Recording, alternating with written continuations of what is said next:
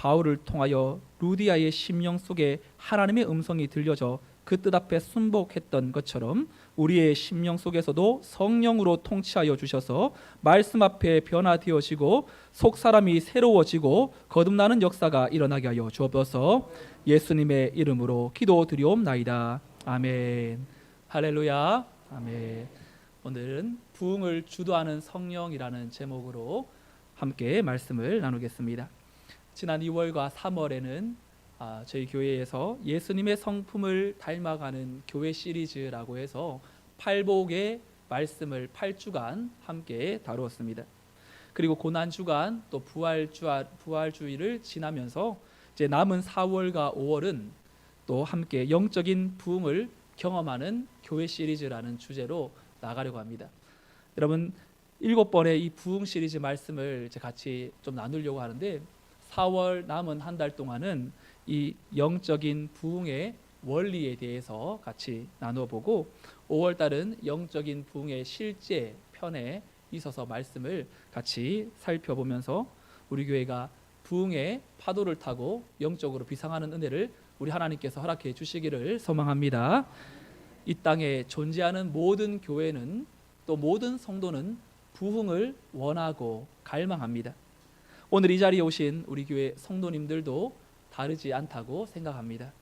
하지만 이 부흥이라는 이 단어가 본질적인 의미와는 다르게 오용되어서 이 부흥의 단편적인 면만을 생각하고 오직 부흥이라고 하면 양적인 성장만 생각하는 경향이 많이 있습니다. 구약의 선지자 중에 부흥을 꿈꿔왔던 선지자, 그중 하바국이라는 선지자가 있는데 그는 하나님께 부흥을 위하여서 이렇게 기도했습니다. 우리 하바국 3장 2절 같이 읽어보겠습니다. 시작. 여호와여, 내가 주께 대한 소문을 듣고 놀랐나이다.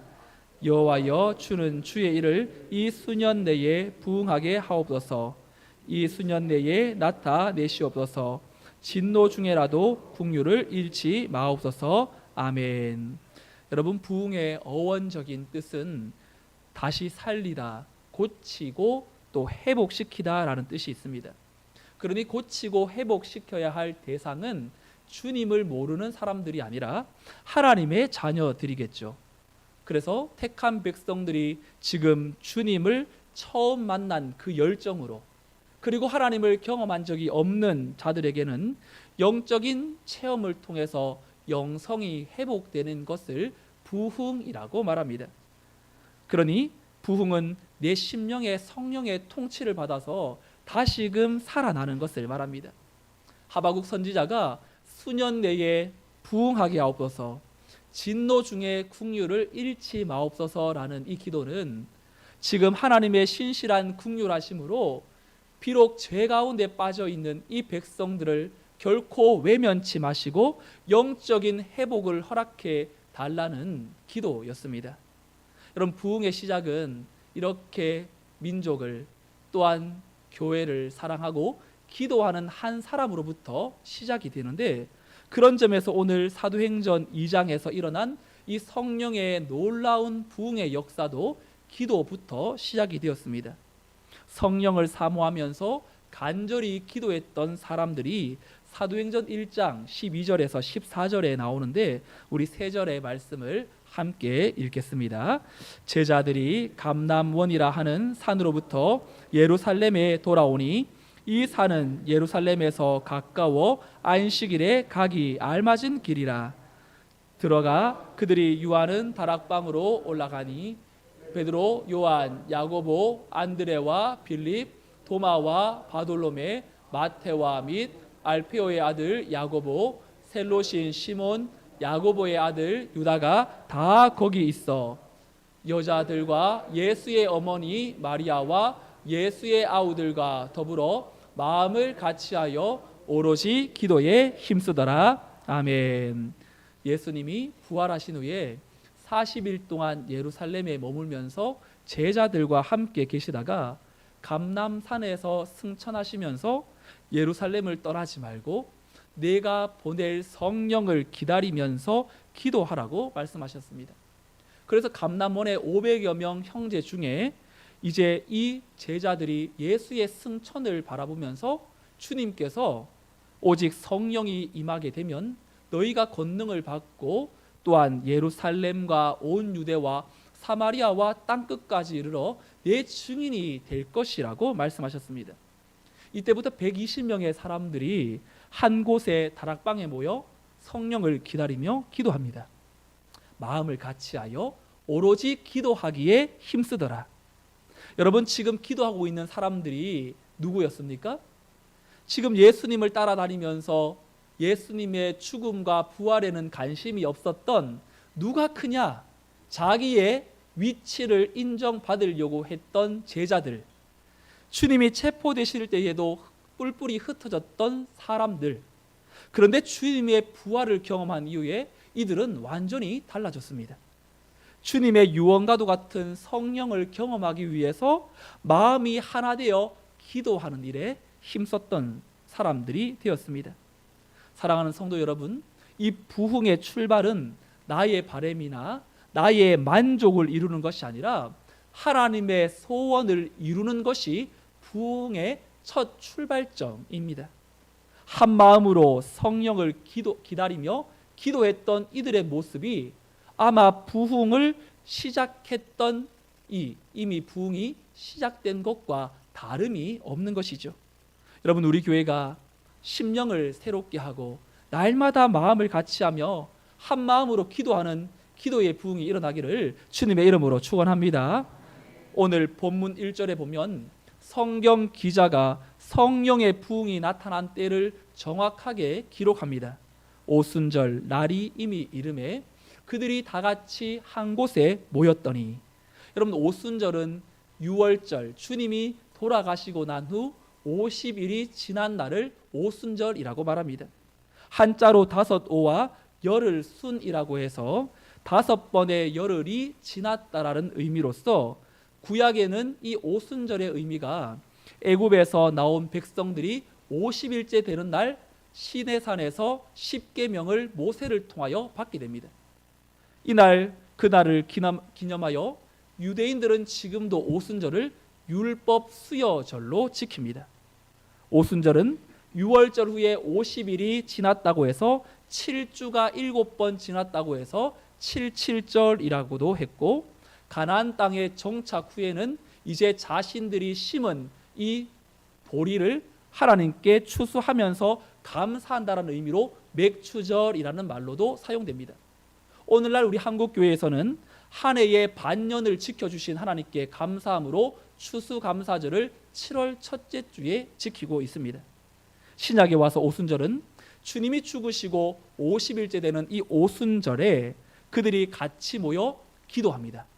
여러분, 이들이 같이 모여 기도했던 이유가 무엇이냐면 사도행전 1장 4절 5절에 보면 사도와 함께 모이사 그들에게 분부하여 이르시되 예루살렘을 떠나지 말고 내게서 들은 바 아버지께서 약속하신 것을 기다리라.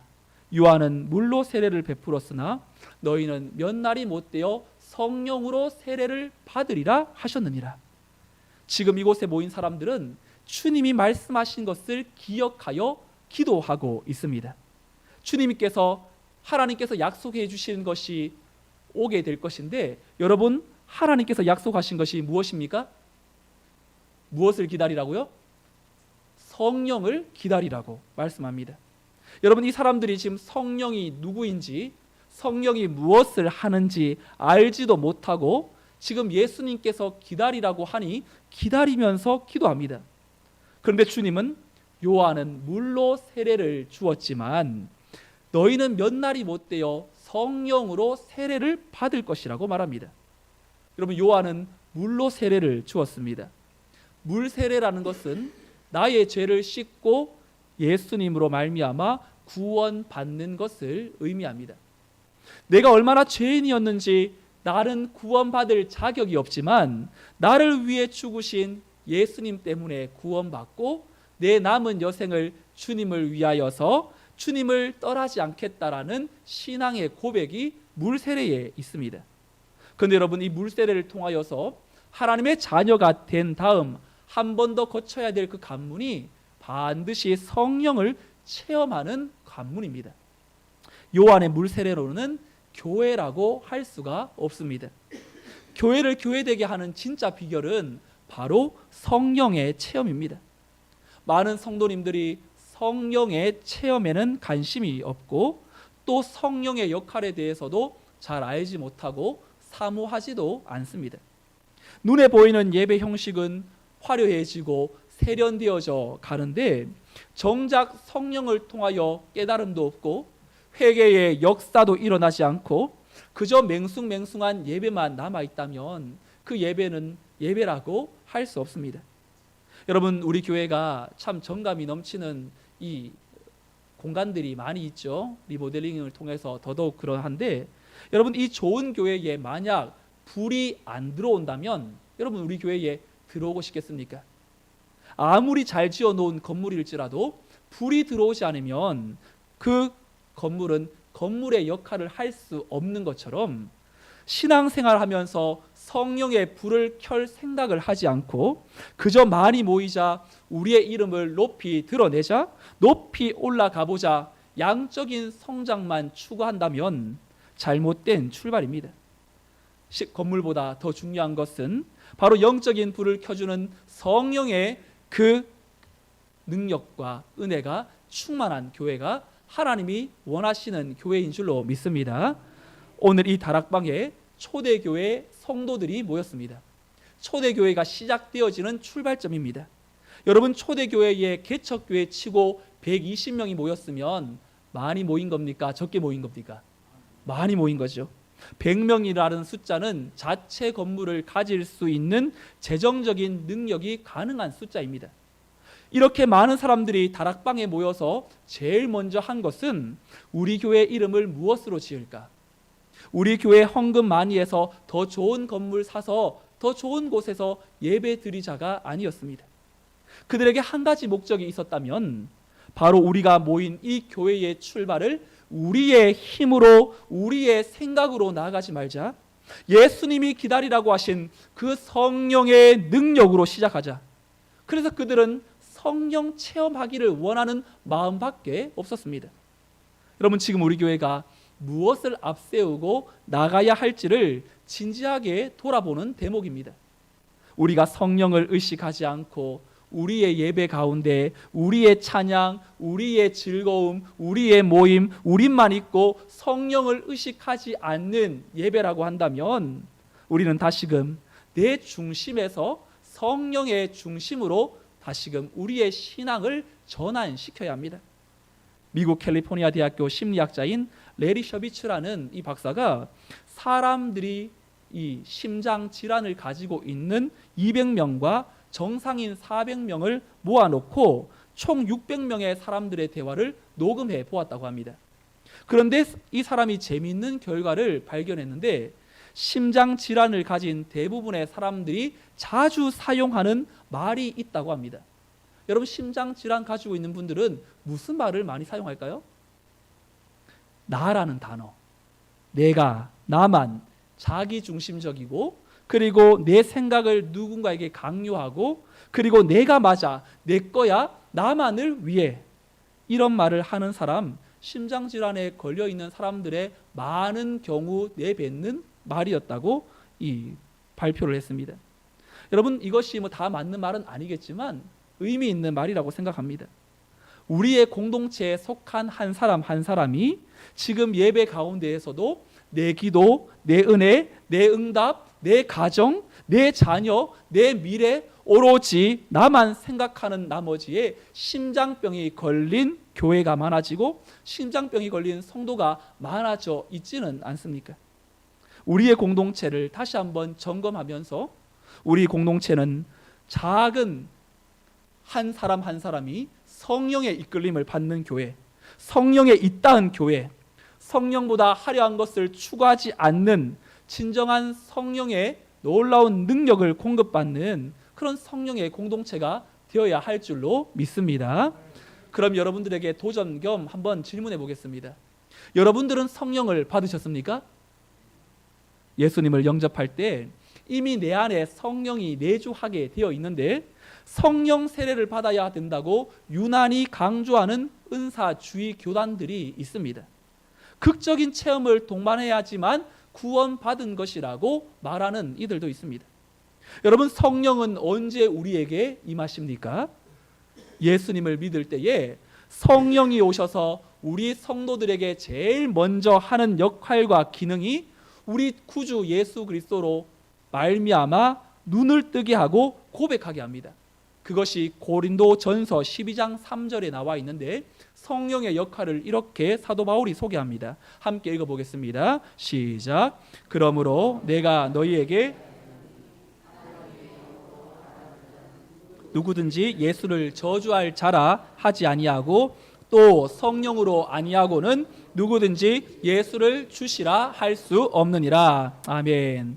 모태신앙이든 중간에 예수님을 믿는 사람이든 그리스도를 구주로 믿어지고 그분이 나의 죄를 위하여 죽으셨고 또한 가장 기본적인 신앙의 고백을 할 수 있는 근거가 누구의 역할이냐면 성령께서 그 기능을 열어주셔야 주로 고백할 수 있다는 것입니다.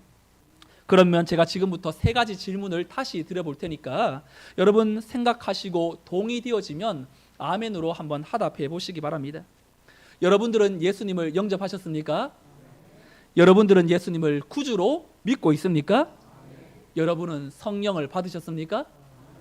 성령 받았습니까? 라면 내 모습을 보면 뭔가 아닌 것 같은 그러한 모습을 생각하는 분들이 있습니다.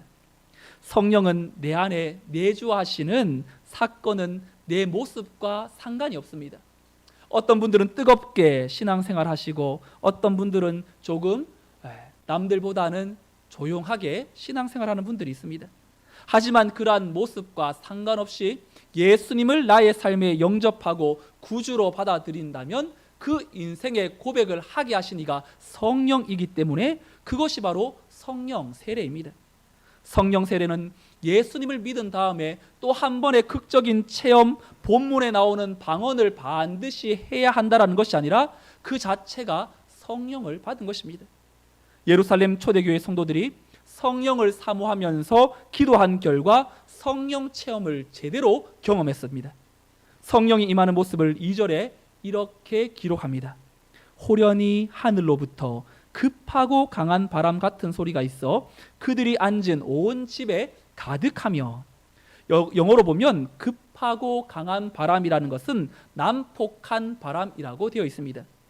굉장히 강력한 바람이었겠죠. 이 바람이 불처럼 활활 타오르기 시작합니다.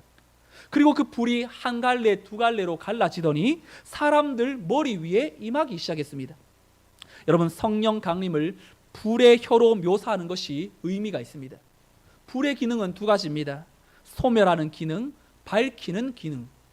죄를 소멸하고 하나님을 밝히 볼 수 있도록 사람의 영을 새롭게 만듭니다. 여러분, 이 성령의 불이 임하자 나타난 결과가 4절인데 그들이 다 성령의 충만함을 받고 성령이 말하게 하심을 따라 다른 언어들로 말하기를 시작하니라. 지금 성령을 경험하고 있을 때가 유대인들이 1년에 3차례 중요하게 지키는 절기였던 유월절, 오순절, 초막절 중에 지금 오순절에 세계 각국의 유대인들이 이 예루살렘에 모였습니다. 사도행전 2장 5절에 보면 그때에 경건한 유대인들이 천하 각국으로부터 와서 예루살렘에 머물러 있더니, 지금 여기 경건한 유대인이란 하나님을 섬기면서 메시아를 기다리고 있었던 유대인들입니다.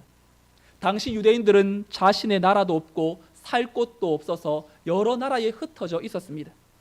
주님 오시기 전 BC 586년에 이 북이스라엘에 이어 남유다도 바벨론으로부터 포로로 잡혀갔고 자신의 나라를 잊어버렸습니다. 이후에 자기의 나라로 돌아왔지만 북이스라엘에 속한 사람들은 흩어져서 자기의 이 민족이었던 유대인으로, 디아스포라 유대인으로 살게 됩니다. 그런데 지금 성령을 받은 사람들의 기도 소리를 듣고 한 곳에 각처에 흩어졌던 유대인들이 성령의 음성을 통하여서 자신들이 속해 있던 그들의 출처인 이 민족적인 언어로 기도를 듣게 됩니다. 얼마나 타이밍이 절묘합니까? 이 기도를 듣고 난 후에 엄청난 반향이 발생하죠. 우리 7절부터 11절을 다시 한번 교독해 보겠습니다. 7절부터 11절 한 절씩.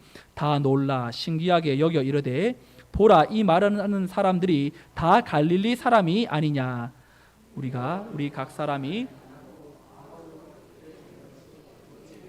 우리는 바데인과 메데인과 엘람인과 또 메소포다미아, 유대와 갑바도기아, 본도와 아시아, 밤빌리아, 애굽과 및 구레네에 가까운 리비아 여러 지방에 사는 사람들과 로마로부터 온 나그네 곧 유대인과 유대교에 들어온 사람들과 함께 봅니다. 그레데인과 아라비아인들이라.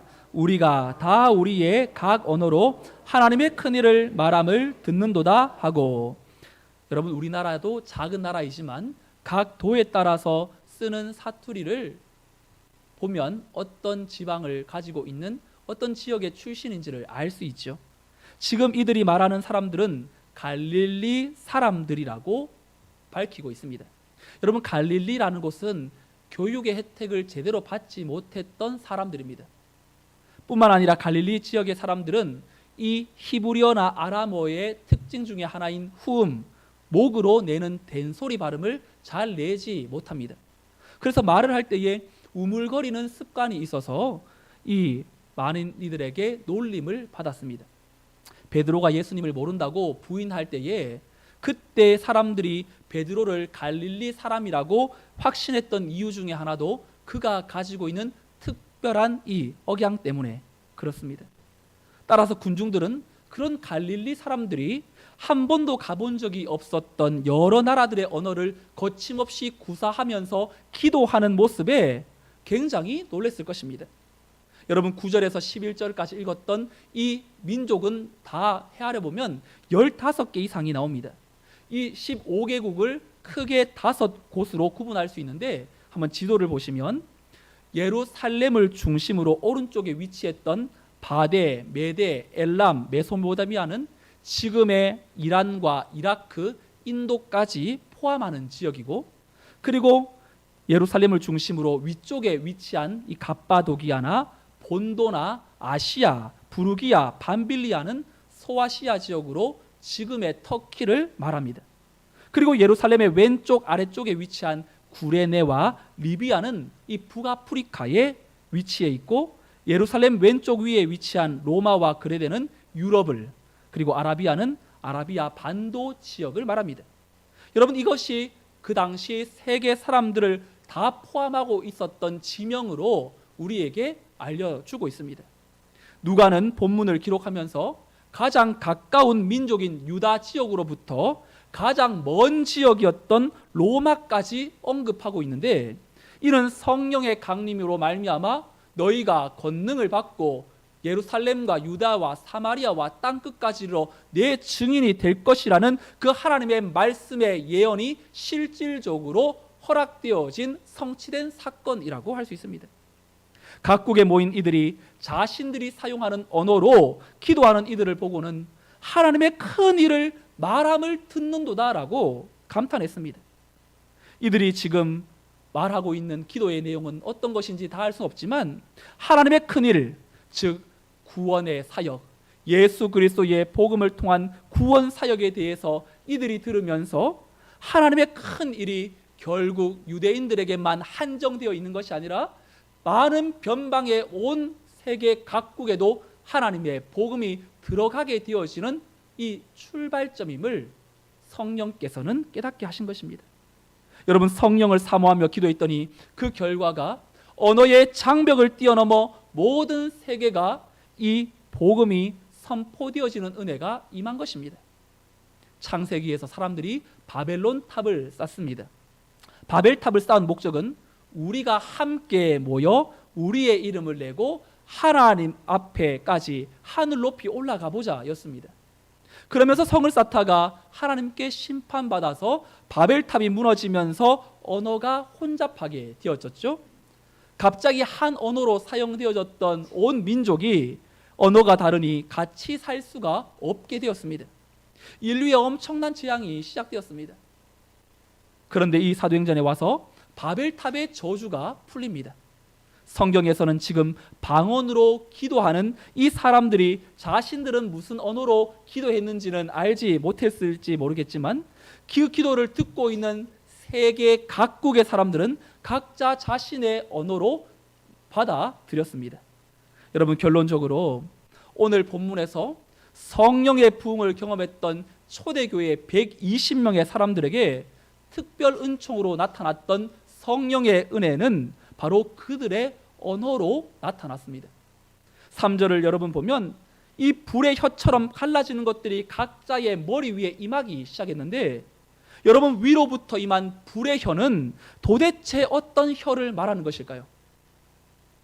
두말할 것도 없이 성령이 주도하는 혀일 것입니다. 성령 충만한 사람은 자기 혀가 아니라 성령의 통치를 받는 혀를 지니고 주님의 언어를 말하는 사람들일 것입니다. 결국 오늘 수많은 각국으로부터 온 인류를 구원하는 일에 쓰임 받는 것은 성령의 임재로 말미암아 변화되어진 갈릴리 사람들의 언어였습니다. 사랑하는 성도 여러분, 내 마음대로 살아가는 한 내 혀는 모두 이기적이고 그리고 교만한 나의 말에 지나지 않게 됩니다. 그러나 내가 주님의 마음을 품고 그때부터 내 혀는 성령의 이끌림을 받는 혀가 될 것이고, 내 말은 평소와는 다른 언어들로 생명을 구원하는 일에 쓰임받는 하나님의 언어가 될 것입니다. 성령의 이끌림을 받기 위해서 우리는 내적인 부흥을 경험해야 하는데, 그 변화에 제일 앞서서 변화되어져야 될 것이 우리의 혀, 우리가 사용하는 언어입니다. 우리가 성령의 조명 아래 주님의 말씀을 배우고 쫓는 이유는 더 많은 지식과 정보를 얻기 위함이 아니라 그 말씀의 능력을 힘입어 주님의 마음을 지니기 위한 것입니다. 우리가 성령의 도우심으로 주님의 마음을 품으면 우리의 혀는 말할 것도 없고 우리의 삶 자체가 성령의 언어가 될 것입니다. 우리의 삶이 주님의 사랑과 생명을 전하는 다른 언어들로 승화된다라는 것입니다. 사랑하는 성도 여러분, 주님을 믿는다면서 예언은 고사하고 환상은 본 적도 없고 하늘의 창조나 징조나 땅의 기사를 본 적도 없으며 천사의 방언을 한마디도 말해본 적이 없으십니까? 실망하거나 근심하지 마십시오. 그러한 것은 아무런 문제가 되지 않습니다. 지금 여러분과 함께 하시는 성령님의 도우심 속에서 주님의 마음을 품으시기 바랍니다. 자기중심적이기만 했던 자신의 혀를 성령 안에서 주님의 혀로 대체하시기 바랍니다. 그때 여러분의 입으로 단 한마디의 말을 하지 않아도, 많은 말을 하지 않아도 여러분들의 삶 자체가 여러분들의 손에 들려있는 것이 작은 것이라 할지라도 무사람들의 마음을 움직이게 만드는 주님의 언어가 될 줄로 믿습니다. 말씀이신 주님께서는 당신의 혀가 되는 사람들, 하나님의 언어를 가진 사람들을 통해서 지금도 역사하십니다. 이것은 우리의 힘만으로는 도저히 불가능한 일이지만 성령께서 우리와 함께 하시기 때문에 언제나 어디서나 가능한 줄로 믿습니다. 우리 성문교회 온 성도들이 성령의 사람으로서 우리 안에 내주하는 성령을 의식하며 살아가며 내 안에 먼저 심령의 부흥이 일어나기를 소망합니다. 무엇보다도 우리의 언어가 공허한 말보다 성령의 언어로 말하기를 소망합니다. 언어는 우리의 삶을 결정합니다. 그 사람의 언어는 곧 그 인생을 만들어가는 전인격입니다. 어떤 언어를 사용하느냐에 따라 그 사람의 인생은 달라지게 되어 있습니다. 이번 한 주간 성령의 도우심 속에서 주님의 마음을 품고 다른 이들을 대하면서 사랑으로 말하고 그리고 성령의 부흥을 주도하는 성령의 언어를 가진 사람들로 내 안에 영이 먼저 소생함을 받고 또 다른 이들을 살려내는 일에 쓰임받는 성령의 사람, 성령의 언어를 가지고 또한 이 한 주간 온전히 성령의 통치 앞에 붙들려 쓰임받는 인생 되시기를 주 예수 그리스도의 이름으로 축원드립니다. 아멘. 함께 일어나셔서 찬송가 191장 찬송하시고 기도하도록 하겠습니다.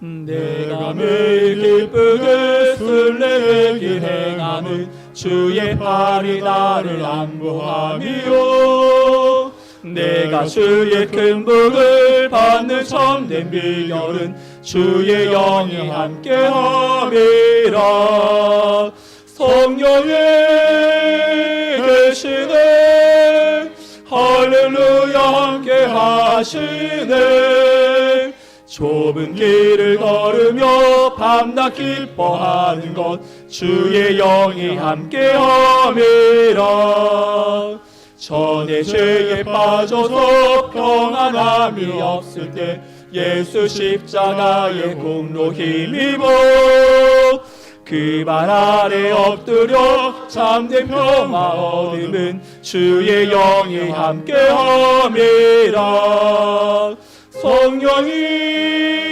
계시네 할렐루야 함께하시네 좁은 길을 걸으며 밤낮 기뻐하는 것 주의 영이 함께함이라 나와 동행하시고 모든 염려하시니 나는 숲의 새와 같이 기쁘다 내가 기쁜 마음으로 주의 뜻을 행함은 주의 영이 함께함이라